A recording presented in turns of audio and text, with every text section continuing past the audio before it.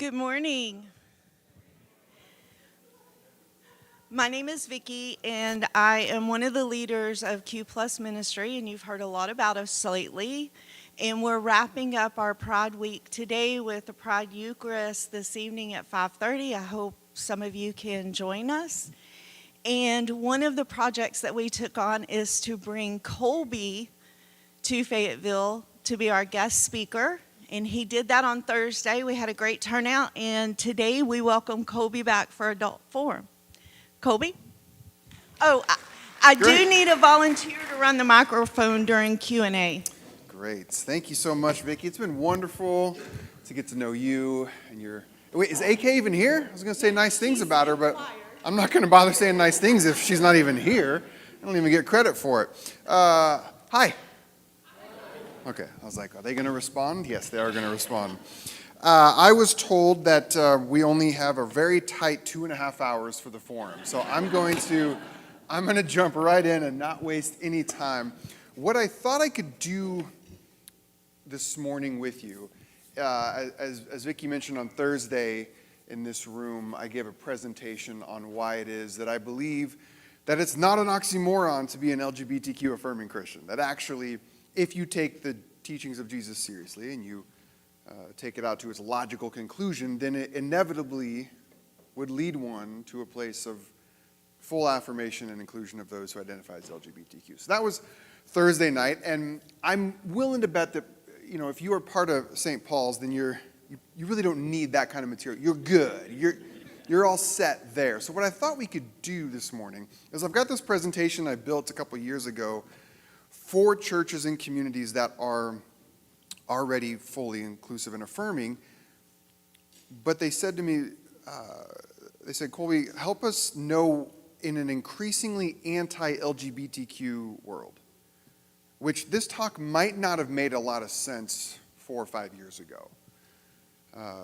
There was some momentum in our culture, there was some momentum in our society, in our country, and we felt like we were really making some significant strides to become a more equitable, charitable, justice-filled, equal society.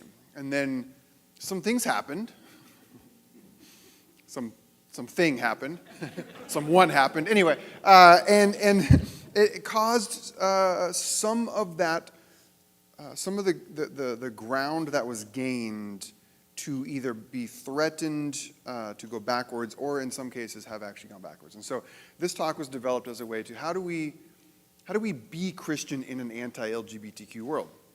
And I know I don't have a ton of time to go through all of it, but there are a few pieces of it that I thought might be helpful for this morning to equip us for what that looks like to be followers of Jesus in a world that is more and more, for now, becoming anti-LGBTQ. So I'm gonna skip through some of these slides because they don't all make a ton of sense.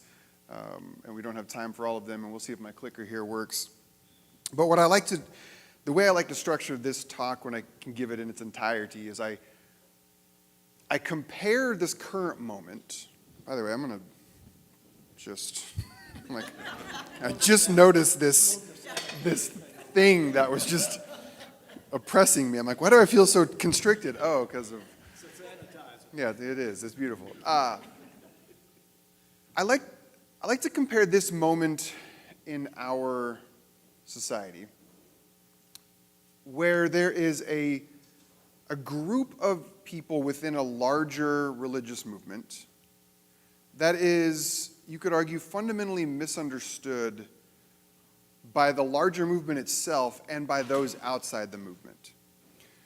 What I mean by that is those of us who believe that there, as I said earlier, that the logical conclusion of following Jesus is to be fully affirming, we are a minority voice within the larger movement of Christianity. It's certainly growing, and part of my own life mission and my own life purpose is that this position will one day become the majority position in the Christian movement. Like, it will be, like, we're going to get there, and I believe that. And part of my life's work is to make that happen. But right now, we do live in a time where if you were to take, and this is just America, if you were to globalize what I'm about to say, the number becomes smaller. But just in America, less than 10% of all churches are fully affirming and inclusive today. We're not even at double digits yet. And as sad and depressing as that number sounds, I do want to encourage you to just hop in a mental time machine and go back 10, 20, 30 years and realize that that number shrinks rapidly. So we've come a long way in the last couple decades, but we are still nonetheless, those of us who are fully affirming and inclusive, within our movement of the religion of Christianity, we are a minority position. And I oftentimes think about the very first followers of Jesus, the very first early Christians, who also were a minority position within their larger religious community. They were, if you recall, the original Christians, the original little Christs.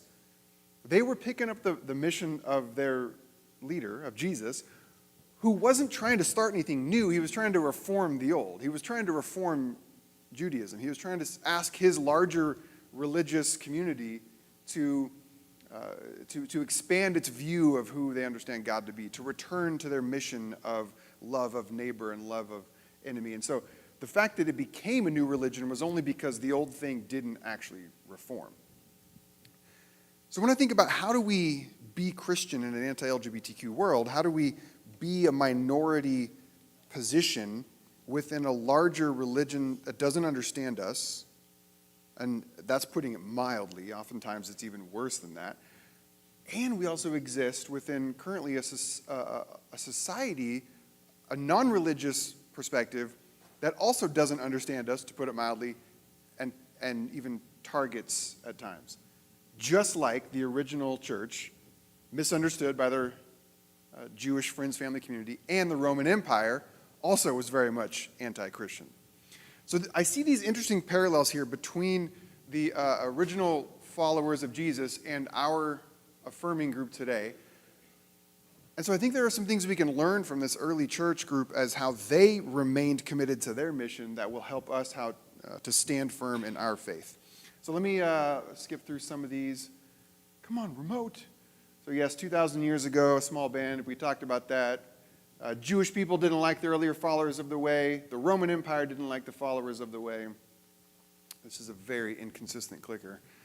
I want my money back, Logitech. Look at this, look at this. Dan, thank you. I know you can hear me because Dan's always watching and always listening. Thank you for this long cord that you've given me. This is going to help. So yes, we can consider that the first generation of the followers of the way were navigating what does it look like to live out our values where we're demonized, ostracized, and scapegoated by their own religious communities and the political structures. And I think that same pattern is happening today. So what I want to do is I've got these 5 steps for how to stand firm in an anti-LGBTQ world. And I'm going to skip the first couple steps because A, you don't need it, and 2, I've got some books here if you want to buy to learn how to do that. But step 1 is to just realize what the Bible doesn't say, that there is no justification from a biblical standpoint to be anti-LGBTQ. And I've got a whole book over there on Clobber. If you're not familiar with it, I would love to talk with you about that in a minute. The Bible has nothing to say about sexual orientation. That is a complete categorical error. And the 6 Clobber verses are also fundamentally misunderstood, misused, mistranslated. So that's step 1. The Bible has nothing to say that should justify anti-LGBTQ positions. Step 2, and we talked about this on Thursday night, I've got a new book coming out in November called But What About? The Most Asked Questions on Faith, the Bible, and LGBTQ Inclusion. And it's a follow-up to Unclobber. And part of what that book does is it casts a vision for some of the beautiful things that the Bible does have to say as it relates to this topic. And I won't go through them all with you this morning, but some of the things that I talk about in the new book is that queerness is revealed, celebrated, and embraced within the narrative of Scripture. So there's these 3 stories. In Genesis chapter 1, you've got the creation of light. God says, let there be light into a world of darkness, and then God calls that good. And in the book, I argue that the reason why the introduction of light into dark is good is not because light is inherently good. Because if we say light is inherently good, we're implying that dark is inherently bad. And then that sets us on a kind of trajectory of thinking where lightness is good, and darkness is bad. And I think we've seen where some of that kind of thinking can take us, and it's not good. So I suggest that the introduction of light into darkness is a good thing because it creates contrast. And when you have a little bit of both, that's when you can see. Because you're just as blind in pure light as you are in pure dark. So it's not that light is inherently good because it lets you see. You have to have both. So that's like the first story in this case that I build. The second story, and I know I'm going through this quickly because I'm trying to get to what I actually wanted to talk with you about this morning. The second story is the Tower of Babel, which is often seen as this story about God getting offended by the pride of humans. Like, you remember this story? They're building a tower to heaven, and I grew up with the flannel graph in my Baptist church where it was taught that God was offended that humans were trying to build a tower into heavens. And now as an adult and as a parent, I think, man, if your God's ego is that fragile, that it can get bruised by a tower building, get a better God, okay? Get a better God. Your God's ego should not be that fragile. But in the Tower of Babel, you have this moment where all of humanity is the same. Everybody talked the same, thought the same, looked the same.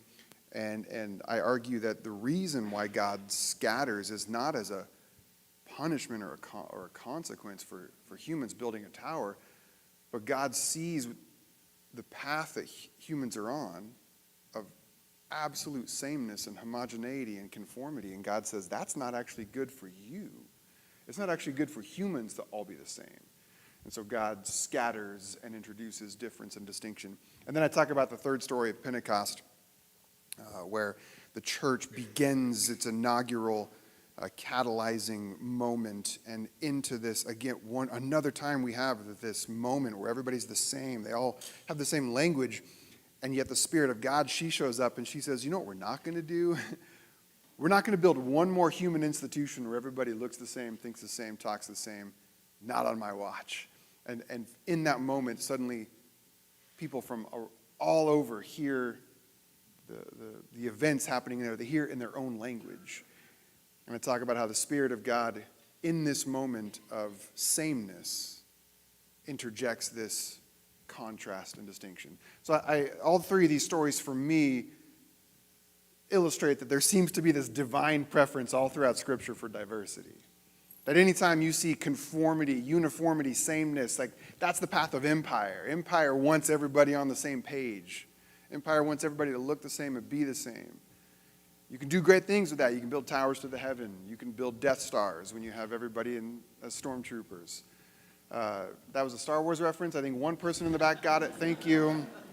Moving on. Okay. You got to keep up here, people. But the path of empire is the sameness. The path of the kingdom of God is diversity. Like this is how we know our Father who art in heaven, hallowed be thy name. May thy kingdom come and thy will be done on earth in a way that reflects the reality of heaven.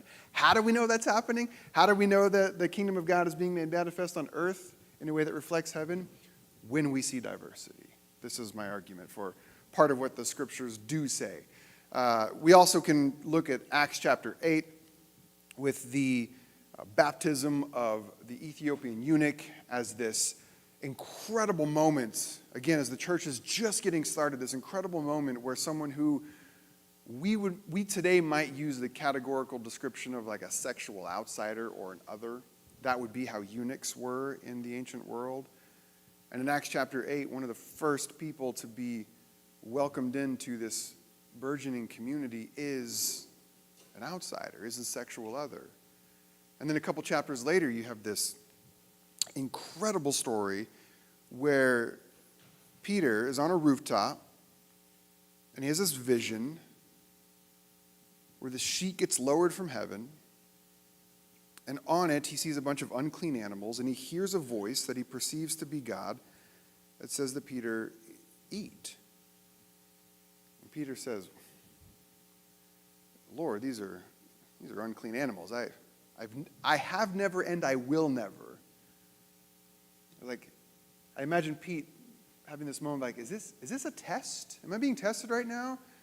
Is this one of those, do my breakup bangs look good on me kind of tests? Like, how do I answer this? I'm not quite sure how to answer this question, God. I'm not going to eat that. And God says, do not call unclean what I've called clean. And 3 more times this interaction happens. And the sheep goes back to heaven. And Peter's left bewildered and instructed by the Spirit to just do what is about to happen without asking questions. And what happens is this contingency from a man named Cornelius, who was a Gentile, it finds Peter and says, hey, we need you to come to Cornelius' house. Do you remember this story from Acts chapter 10? Is this ringing any bells? And so Peter goes to Cornelius' house, a Gentile, which, as a good law-abiding Jew, Peter technically should not have done. There was no law prohibiting this outright, but it was one of those things where it's like, you're playing with fire if you go into a Gentile's home. Don't do it. But Peter, unsure of where the Spirit's leading him, but knowing he's supposed to just go, he goes. And Cornelius meets him, and Cornelius, in a show of deference and respect, kneels down and welcomes Peter into his home, and Peter stands him up and he goes, whoa, like, you're a human just like I am. Stand up, my man. And then Cornelius proceeds to share with Peter that he's also had this experience of God and the Spirit. And in this moment, Peter, a good law-abiding Jew, I like to think he had, and in the new book I talk about breadcrumbs, the breadcrumbs that get laid all throughout the scriptures, that in the moment are often missed, and it's only in hindsight that people look back and like, oh, that's what that was about. And you see this, by the way, all throughout the Gospels with relation to Jesus as the Messiah, because Jesus, by many accounts, as Messiah made no sense. Their messianic expectations were that the Messiah would come and be a military leader, that he would return everybody to strict Torah observance, that he would reinstate the primacy of Sabbath, and yet here comes Jesus riding on donkeys. Here comes Jesus like playing fast and loose with Sabbath. Here comes Jesus healing people that are outside of what they would have thought of these categories of clean and unclean. And so Jesus, by all accounts, didn't fit the bill for a Messiah, and yet, upon his resurrection, upon the vindication of God being like, no, that is my guy, the first Christians suddenly turned around and looked at their scriptures with new eyes, like, wait, no, there were these breadcrumbs all along about this Prince of Peace and about this person who was for the outcast and the marginalized. And so the breadcrumbs, I think, Peter in that moment, being confronted with Cornelius, a Gentile, I can imagine all of these teachings of Jesus that he had experienced over the last couple of years and all of the examples that Jesus said of healing a Syrophoenician woman and going to the house of the Roman centurion. I think in that moment, Peter was just overwhelmed with this sense of, maybe we've been wrong about who's a part of God's family. Because Peter would have been raised to believe that it was him and his people. It was God chose the Jewish people. That's it. That's the family of God. And Peter has this moment in Acts chapter 10 where he's standing in front of Cornelius, and Peter says, God is teaching me. God is showing me. I am learning that I must never call another human unclean.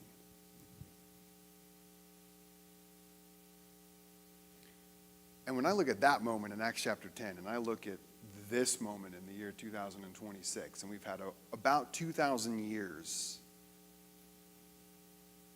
what kind of scorecard would you give Christianity if it began with, I must never call another human unclean? I'm not sure we've done great. I'm not sure we've done great. But it was right there from the beginning as the church started to erupt and explode. It was right there that this trajectory of inclusion, that of course all people are beloved children of God. And if we ever dare call another human unclean, we're going in the opposite direction. We are undoing the work that the Spirit has already spent a lot of effort trying to establish. Okay, so then, this, with the next few minutes, 20 minutes that we have, is kind of what I wanted to spend the most time with you, is what I call rules of engagement. So as you are in the world, whether online, the fake world, or in real life with humans. By the way, can I say something real quick about the fake world? Thank you. It's so confusing when I mix rhetorical questions with open-ended, honest questions. You don't know what to do with me. I understand. It's not you, it's me. Just real quick, if you're on Facebook or Instagram or whatever, or YouTube, if you're anywhere in the social media world and you do not explicitly know the person who either posted or commented, assume they're not real. We are at the point now where you can assume that is probably a bot, that is probably a fake person, that is probably a profile that has been generated just to stir controversy. Don't respond. Don't let it get to you. It's not real. If you don't know the person, now if it's your cousin Dwayne, you can talk to Dwayne, fine. But if it's just some random profile, don't get offended, don't get upset, do not respond. It's probably fake. Don't fall into the trap, okay? That's your social media literacy lesson for the morning. Don't respond. Don't even pay attention to it if you don't know them personally. We've hit that point where most of it's not real anymore, okay? All right. That's hopefully if that's your one takeaway today, then I've done some good in the world. But let's assume you are engaging in real life or you're engaging with people that you know online. Some rules for engagement I think are really helpful for how to proceed. Again, all of this is under the banner of how do we stand firm? How do we be Christian in an increasingly anti-LGBTQ world? And this is what I want to say. So rule number, I've got 3 rules for this, for the rules of engagement. Rule number 1, you are not responsible for other people and you can't change their minds. Okay? Talk about that in a second. Rule number 2, you do not have to play according to their rules. And rule number 3, shake, shine, and shore up. I assume that one's self-explanatory. We don't need to get in, that one makes sense. Okay, rule number 1, let me unpack these. You are not responsible for people and you cannot change their minds even if you wanted to. Let me start here. And this is primarily to my LGBTQ siblings, you have my permission to never again for the rest of your life have to argue for your existence or defend your right to be who you are. You can opt out of that if you want. You don't owe anyone an explanation for who you are. You don't owe anyone an apology for who you are. You do not have to defend yourself. This is part of why I do the work that I do. You can send them to me, honestly. Like I'll give you my email address. You can send your cousin Dwayne to me. I hope somebody has a cousin Dwayne because I'm going to keep referring to Dwayne. You don't have to keep defending yourself or arguing for existence. You don't have to do that. You can just exist and trust that that is enough. It is folks like me. It is the straight, cisgender. It is your allies. This is part of why we are here, why we exist, we can have those conversations for you. You don't have to keep exhausting or using any more of your precious energies to apologize or to justify who you are and that you exist. Your belonging in the family of God, your status as a beloved child of God is not up for question or debate, and you don't have to defend it. You do not have to defend it. Okay. So rule number 1, you're not responsible for other people. You can't change their minds. That's the bad news, is you can't change people's minds as much as you would love to. But the good news is that people's minds do change. People's minds do change. I mean, look around or look inside yourself. I could tell you all about how I've changed my mind on this topic and many topics. So people's minds do change. That's the good news. So how does that work? Now, we used to think that the way that humans would come to their beliefs, come to their convictions, is that they would, they'd gather all the data, they'd look at all of the information, they'd kind of put it on a neutral table, and then they would decide, okay, now based on the evidence, what do I believe? Yeah, yeah. We now know that that is not at all how humans come to their beliefs and their convictions. We know now we tend to feel our way into something first, and then we will backfill, rationalize it with data and information. So I often say it like this. Another way to think of it is the head can't go where the heart's not willing. The head cannot go where the heart's not willing. Unless people have an opening in their heart space, the mind is not going to be able to have any capacity for new information, especially if that information is contrary to what they already think. If there's not an opening in the heart space, you are quite literally wasting your breath trying to engage with them. And this isn't, I'm not knocking them. You and I would probably could think back to times in our life where same thing. If our heart's closed, the mind it just can't hear new ideas. And actually, it's even worse than that. Now we know that if the heart is closed and you try and present opposing information to people, they just double down. It actually, they double down on their position. So there's not an opening of the heart. I oftentimes will think back to when I talk about the necessary step for the heart to be open first. I often think about how, remember the Exodus story? How was Pharaoh described over and over and over again after being confronted with all of these opportunities to let the Hebrew people go? How was Pharaoh described? Yeah, hardened heart. Hardened heart.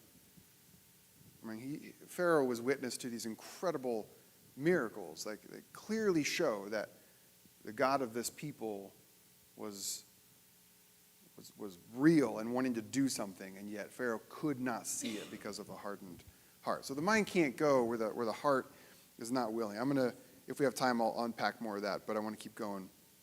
Oh, yeah. Let me say this, because I talked about how the early church, I think, is an interesting and helpful model for this current moment with affirming Christianity. There's a lot of moments in Paul's letter to the Philippian church that I think are helpful they were helpful for that context. I think they're helpful for us today. So Paul wrote this in Philippians 3. Brothers and sisters, I myself, I don't think that I've reached it. And I love that about Paul, his humility, be like, I know that I have not figured everything out. But I do this. I forget about the things behind me, and I reach out for the things ahead of me. And the goal that I pursue is the prize of God's upward call in Christ Jesus. So all of us who are spiritually mature, and again, for us, I would put it in that category. All of us who have come to this awareness, like Peter did with Cornelius, that we must never call another human unclean. I think that's a pretty spiritually mature posture to have. And if you are an affirming and inclusive Christian, you believe that, that you do not call another human unclean. All of us who are spiritually mature, we should think this way. And if anyone thinks different, keep sending them more articles. And if anyone thinks different, God will reveal it to them. God will reveal it to them. For us, let's live in a way that is consistent with the level that we have reached. So this is why my first rule of engagement is you are not responsible for other people. You can't change their minds even if you wanted to. Entrust that just as God has been the author of your faith, that God is also the author of everyone else's faith. Okay, rule number 2 is this: you do not have to play by their rules. When you're engaging with people who are not affirming, who are maybe closed-hearted and not open-minded, you don't have to play according to the rules. There's always going to be people who insist on measuring you according to their own standards. And you don't have to play by those rules. Go back to Philippians. Paul says, watch out for the dogs, watch out for those who insist on circumcision. That was sort of one of the battles they were facing in their early faith communities, were those who, in the Jewish believers, who are like, yes, cool, Gentiles, we get it, you get to be a part of the family of God, we totally understand that, and we still need you to play by our rules. So yeah, you get to be a part of the thing, but the males, when you convert, you got to get circumcised. So yeah, you get to be a part of the church, but we're going to need you to sign here on the dotted line that you're still going to follow all of the house expectations. I don't know if you've ever tried to engage with your cousin Dwayne on this topic, but there are people who will accuse, I'll speak for me, so in real life and in the fake world online, there are people who accuse me of approving of sinful lifestyles. So you approve of sinful lifestyles? Not worth responding to, because in order to respond to that, I have to agree that what they're describing as a lifestyle is sinful. And I just disagree with the premise. So I don't even have to engage in that, because I'm not going to buy into your a priori arguments. Another one is that people say, God welcomes you just as you are, but he will not leave you there. This is another one people love to say. The bait and switch churches, do you know what I mean by that? The churches with the banners, all are welcome here, we welcome all people. And you think, oh, great, I can bring my gay friends and my gay family here, because they welcome all people. It says so on the banner out front. That's really cool. Look at their website. They got smiling, happy people. And they say no imperfect people allowed. Oh, I love that one. Oh, we can all. Or no perfect people allowed. Sorry, no perfect people allowed. All the Enneagram 3s are like, well, I guess it's not my church. And the bait and switch is, of course, oh yeah, we welcome all people. But the closer you get to the Holy of Holies, the more you realize, okay, but you can't actually be a member here. And eventually we're going to need you to stop being gay. And this is that, and their justification is, yes, God welcomes all people, but he doesn't leave you there. And it's like, well, no, again, you're asking me to buy into some assumptions about what it means to be a human being with a particular sexual orientation or gender identity. And you're asking me to assume that God's plan is to transform or change that. I don't have to play by those rules. People say, oh, so you're fine with someone, just staying an alcoholic, or someone, you just approve of people committing adultery, or what? It's again, I am not going to agree with you that someone's innate sexual orientation is the same thing as someone being an alcoholic or committing adultery. I'm just not playing by your rules. And this is what can get it's like, my non-affirming Christian siblings are playing tennis, and I'm out here playing golf. I know they look similar to you. They both have sticks that hit balls, but they're not the same game. And I don't have to play by your rules. I don't have to engage you based on your assumptions about what is true. Okay, and then rule number 3 for the rules of engagement is, this goes back to my comment earlier about bad news is you can't change people's minds, but the good news is people's minds do change. So then what can we do? And this brings me to shake, shine, and shore up. And shake sounds like this. And this is often where how I respond to allies. So allies will often ask me, what's something I can do to level up my allyship? And because I don't necessarily advocate for just going around and trying to change people's minds if they don't have an open heart. And by the way, I will say this. Speaking for me personally, if someone has just a smallest opening in their heart on this topic, I have endless patience to engage with them in conversation. If I perceive that their heart is closed to this, I'm out. I don't even bother engaging. And you might ask, how can you tell the difference? And I would submit to you, you can tell the difference. You know what it's like when someone comes to you like a Nicodemus in the night where it's, yeah, I don't know about that. Help me understand. Versus, where in the Bible does it say? And they just want to start throwing Bible verses back and forth at you. Like, that is not the sign of an open heart. But if people have just a small opening of heart, I've got all day for that. So then when allies say, okay, how can we help be better allies? This is what this is where I send them, is to shake, shine, and shore up. I start with shake, which is, there's a story in Matthew chapter 10 where Jesus sends out his disciples to go village by village to announce the kingdom of heaven. And Jesus says, if as you go and as you're announcing the arrival of God's kingdom, if people welcome you into their home, that's a beautiful thing, Jesus says. Go in and say peace to this home and receive. It's a wonderful thing. Jesus says, but if they do not welcome you, if they reject you, do you remember what Jesus tells them to do? Shake the dust off your feet and move on. Years ago, I realized, this is like a divine permission slip to accept people's rejection of us and move on.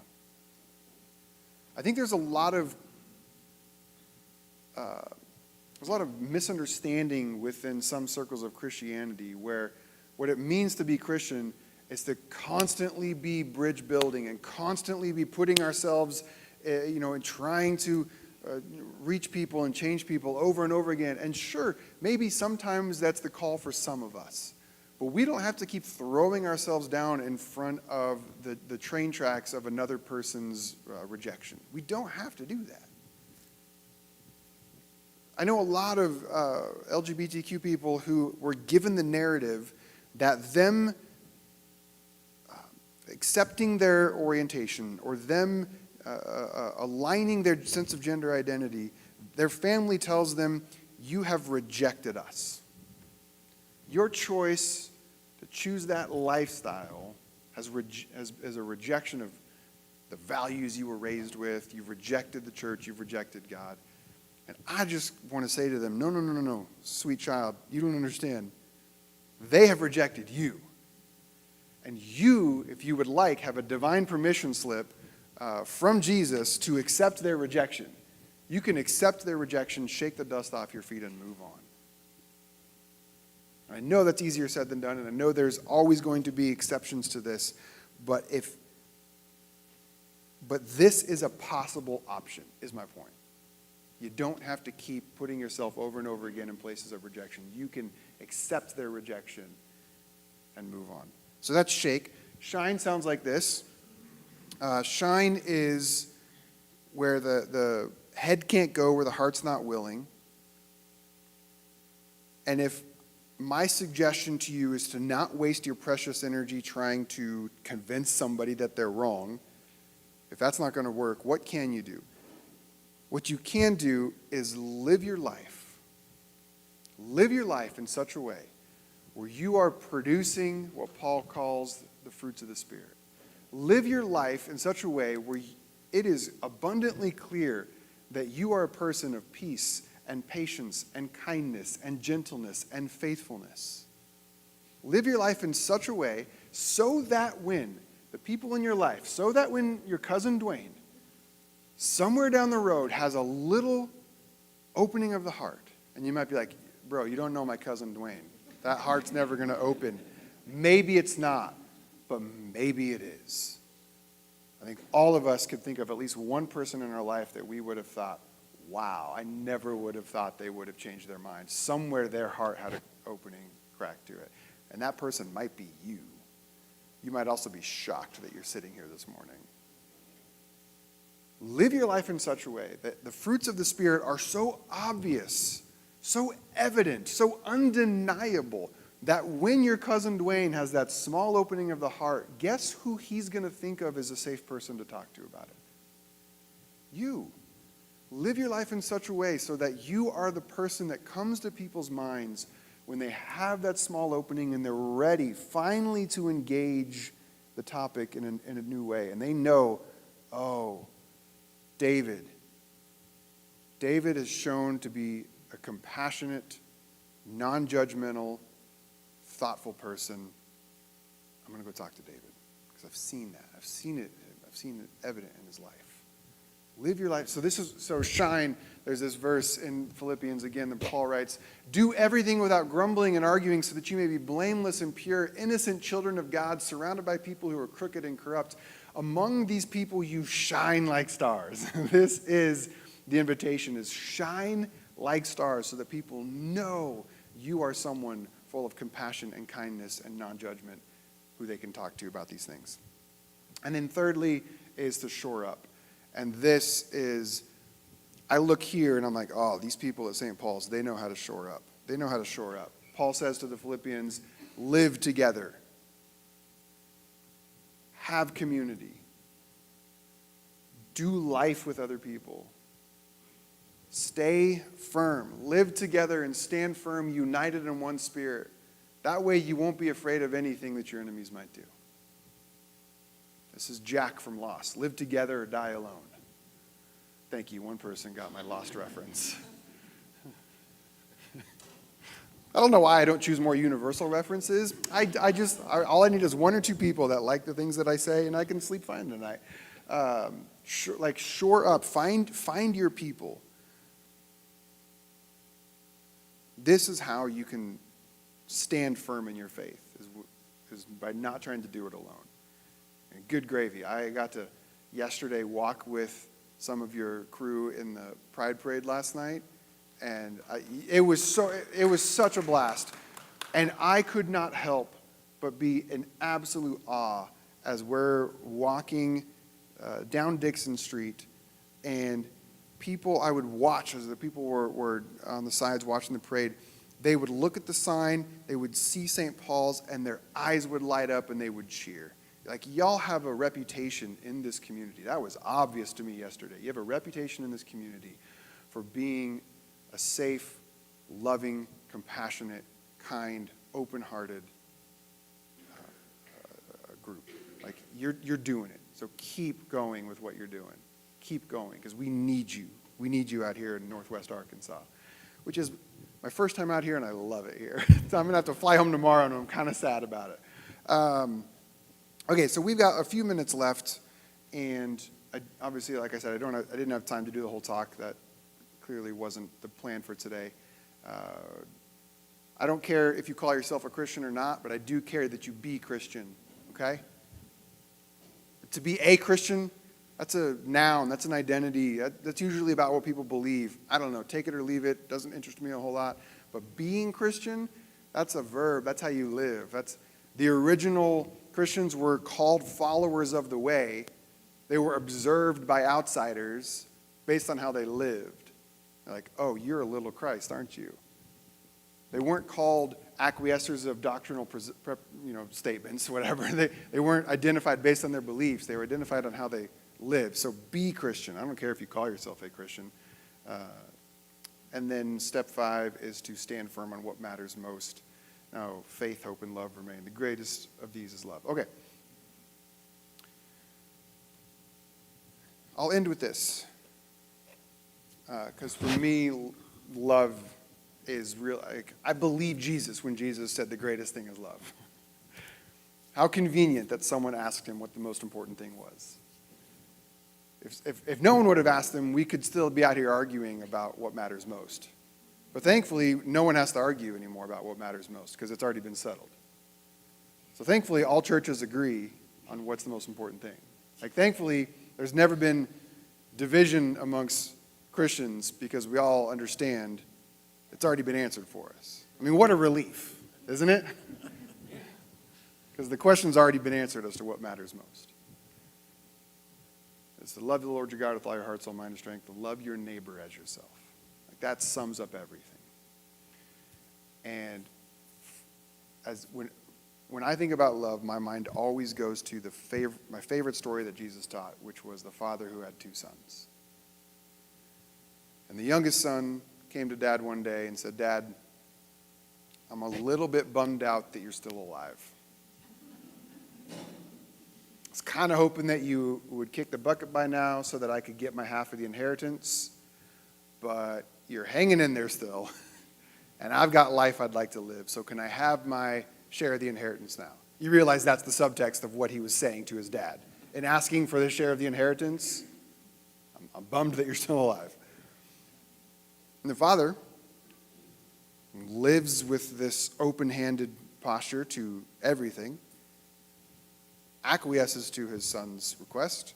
The son takes his share of the inheritance, flees home, and proceeds to just make some myopic choices, and soon runs out of money. And years ago, there was this detail in the story that I somehow it didn't register for me in a meaningful way. Because I think when I thought of the prodigal son, I thought, oh, he spent it all, and that was what caused him to wind up feeding the pigs and want to go back home. But Jesus says he spent all his money, and then a famine hit the land. Do you remember that detail? Like, you can't control a famine. Sure, we can make some choices for ourselves that maybe aren't the best choices, but also life has a way of handing you things that you can't anticipate. You can't control when a company downsizes. You can't control when a global pandemic strikes. You can't control when a doctor gives you a diagnosis that you never saw coming. Sometimes life has an external way of like throwing you into the pig pen. So anyway, the son runs out of resources. A famine strikes the land, and he finds himself working for feeding pigs, one of the lowest things he could imagine. So he thinks, I'm going to go back home. I'm going to beg my dad for forgiveness. It's got to be better back there than here. He comes back home, and the father, do you remember what happens? The father sees him coming, and what does the father do? What does the father do? He runs. Yes, he runs. Almost as though he'd been watching the horizon every single morning, sipping his coffee, not tea, because tea's gross. Sipping his coffee Did I lose half the crowd? It's fine.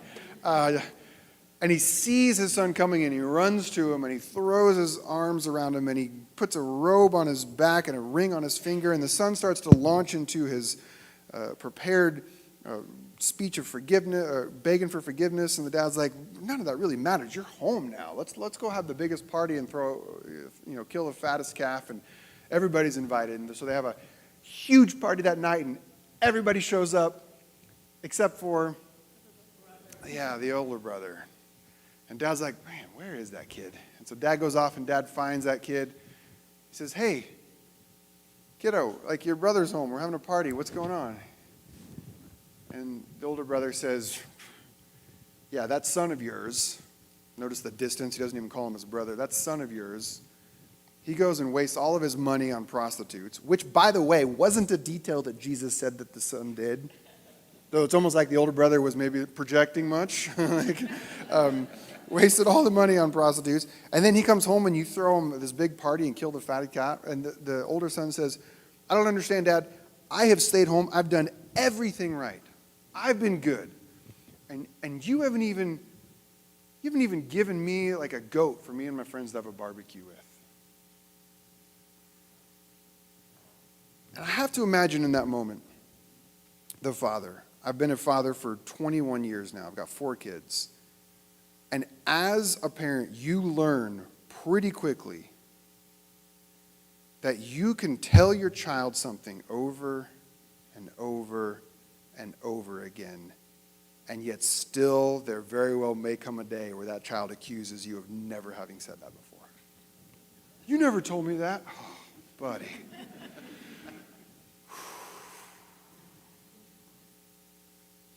Dad, I don't understand. I've done everything right. Probably not true also. We also know as parents what that's like. Oh, you're perfect, are you? I've done everything right, and you've never even given me a goat for me and my friends to have a barbecue. And then the dad says something that I have to imagine is not the first time dad has said this to his son. He says, kiddo, everything I have has always been yours. This is not new information for this child. everything I have has always been yours. I mean, we just saw that modeled at the beginning of the story when the youngest son said, Dad, can I have my half of the inheritance? Kiddo, everything I have is always yours. The reason why this story means so much to me, because I hear Jesus using the Father as an avatar for God and the parental love of the divine. And I see that both of these kids fundamentally misunderstood the nature of their dad's love. The youngest son thought he didn't deserve his dad's love. The oldest son thought he did deserve his dad's love. And what they both failed to understand is that when it comes to love, deserve has nothing to do with it. They were loved by their dad because they were the children of their father. That's it. That's it. And you and I are loved by our divine parent because we are. That's it. Just full stop. You can't ever undo it. You can't earn it. We are just loved by God because we are loved by God, full stop. And if that's true about us and you and you and you and you and you and you and even you and you and you, then it's also true about everybody else. As far as I see it, we're either all children of God or none of us are. There can't be any other option. And so as you go from here, I encourage you to take this with you, to continue to be agents of the love of God in the world. Shine like stars. Be the kinds of people that model for humanity what love actually looks like. Because when it all comes down to it, it is the only thing that remains. It is what matters most, is love. Okay, I'm told I had a heart out and I think I passed it by 3 minutes. Sorry, Dan. Thank you so much. Vicki, thank you for inviting me. This has been so wonderful. Have a great day. If you want to come chat with me, I'll be over here. And I'll see you tonight at the LGBTQ Pride Eucharist service. Great. Colby. We have books over here, and Colby will take questions there and sign books if you would like.